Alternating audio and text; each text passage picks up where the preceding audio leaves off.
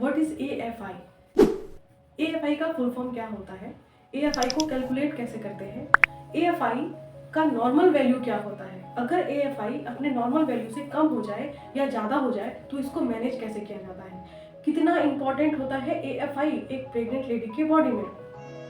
अगर आप या आपके अपने कोई भी प्रेग्नेंट है तो उसके लिए ये वीडियो इंपॉर्टेंट साबित हो सकती है। फ्रेंड्स, आज के इस वीडियो में हम जानेंगे AFI के बारे में। AFI का फुल फॉर्म होता है एमनियोटिक फ्लूइड इंडेक्स। एक प्रेग्नेंट लेडी के अंदर AFI की जांच फीटल वेलबींग असेसमेंट के लिए किया जाता है। ये पूरे 9 महीने के दौरान AFI की वैल्यू अलग अलग हो सकती है। तो कैसे होती है, कितनी होती है और कैसे मैनेज करते हैं, AFI क्या करता है, चलिए हम जानते हैं इन। एमनियोटिक फ्लूइड होता है क्या कि जो बेबी है उसके चारों तरफ फ्लूइड पाया जाता है। वो फ्लूइड एक तरीके से कुशन का काम करता है, यानी कि बच्चे को प्रोटेक्ट करता है बाहरी चोट से, एक उसे सेफ इन्वायरमेंट प्रोवाइड करता है। तो AFI यानी कि एमनियोटिक फ्लूइड का नॉर्मल होना बहुत जरूरी होता है बच्चे के हेल्थ के लिए।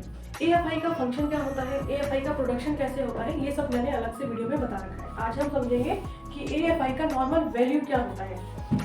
जैसे मैंने यहाँ पे कुछ मंथ और वीक के साथ लिख रखा है, जैसे 0 to 12 वीक यानी कि फर्स्ट ट्राइमेस्टर में ऐसा एमनियोटिक फ्लूइड के रेंज का नॉट रूटीनली मेजर्ड, मतलब कि एमनियोटिक फ्लूइड का वहाँ पे ऐसा कोई रोल नहीं होता कि कितना है। स्टार्ट होता है उसके सेकेंड ट्राइमेस्टर यानी कि 4 to 5 मंथ यानी कि 13 to 20 वीक में एमनियोटिक फ्लूइड जो है वो 12 to 18 सेंटीमीटर होना चाहिए।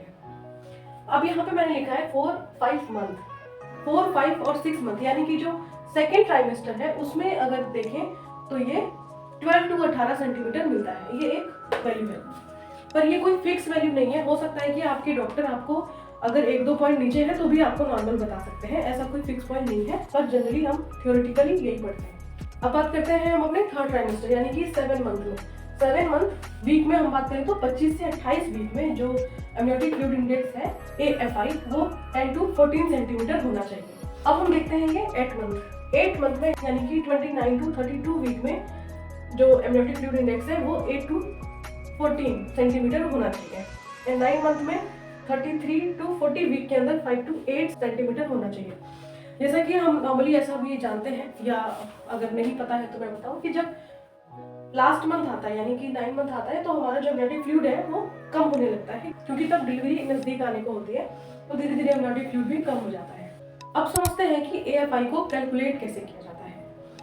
जब AFI अल्ट्रासाउंड के द्वारा चेक किया जाता है कि AFI कितना है, तो डॉक्टर इसे कैलकुलेट करने के लिए एब्डोमेन को 4 क्वाड्रेंट में डिवाइड कर देते हैं। एक ऐसे है, 4 क्वाड्रेंट में डिवाइड कर दिया, वर्टिकल एंड हॉरिजॉन्टल। अब ईच पाउच में कितना डेप्थ है, कितना फ्लूइड है, उसको मेजर किया जाता है। ऐसे ही फिर चारों को मेजर करके मल्टीप्लाई कर दिया जाता है, तो जो लास्ट में वैल्यू आती है वो AFI होती है। ओके, यानी कि एमनियोटिक फ्लूइड इंडेक्स होता है। अब यहाँ पे क्वेश्चन ये है कि अगर AFI कम आता है तो क्या करते हैं, अगर AFI ज्यादा आता है तो क्या करते हैं। AFI कम आता है यानी कि अपने इन वैल्यू से अगर कम आता है तो उसे हम ओलिगोहेड्रोमियोस कहते हैं। अगर ये सारे जो वैल्यू मैंने बताए इस वैल्यू से ज्यादा आता है तो उसे पॉलीहेड्रोमियोस कहते हैं। ओलिगोहेड्रोमियोस भी डेंजर है, पॉलीहेड्रोमियोस भी डेंजर है। अब इन दोनों को मैनेज कैसे किया जाता है। अगर ओलिगोहेड्रोमियोस है तो इसमें भी 3 कैटेगरी रखी जाती है, यानी कि माइल्ड, मॉडरेट, सीवियर। अगर माइल्ड है तो ऑब्जर्वेशन में रखेंगे, लाइक फीटल वेलबींग असेस करेंगे एंड रूटीनली अल्ट्रासाउंड होगा ताकि AFI की जांच की जा सके। उसे प्लेंटी ऑफ फ्लूइड लेने के लिए कहा जाएगा कि आप ज़्यादा से ज़्यादा पानी लीजिए, ठीक है, हाइड्रेट रखिए अपने आप को पूरा। और RG-पैक सैचे, ऐसे कुछ सैचेट दिए जाते हैं, वो घोल करके पानी में पीने को एडवाइस करते हैं डॉक्टर। तो अगर माइल्ड है तो ये सारे जो मैंने पॉइंट्स बताए उनको डॉक्टर करते हैं। अगर मॉडरेट है तो IV इंट्रावेनस फ्लूइड चढ़ाया जा सकता है, हर्मिन इंजेक्शन आता है वो लगाया जा सकता है, इसके साथ साथ RG-पैक सैचेट भी दिया जा सकता है, और मदर को कहा जाता है कि आप ज़्यादा से ज़्यादा पानी लीजिए। ये मॉडरेट का है। अगर सीवियर ओलिगोहेड्रोमियोस है तो ये कई बार मिसकैरेज का चांस बन जाता है, पर उसमें भी देखा ये जाता है कि जो ओलिगोहेड्रोमियोस है वो किस स्टेज पे है, लाइक 3rd ट्राइमेस्टर में है, 35, 36, 37 वीक में है तो उसमें डिलीवरी कंडक्ट कराई जा सकती है। अगर बहुत अर्ली लाइक सेकेंड ट्राइमेस्टर में है तो उसमें फीटल मेडिसिन से कंसल्ट कराया जा सकता है कि बच्चे में क्या एबनॉर्मलिटी है जिसकी वजह से ये चीज़ देखने को मिल रही है, और मदर फीटल दोनों का असेसमेंट किया जाता है रीज़न को पता करने के लिए।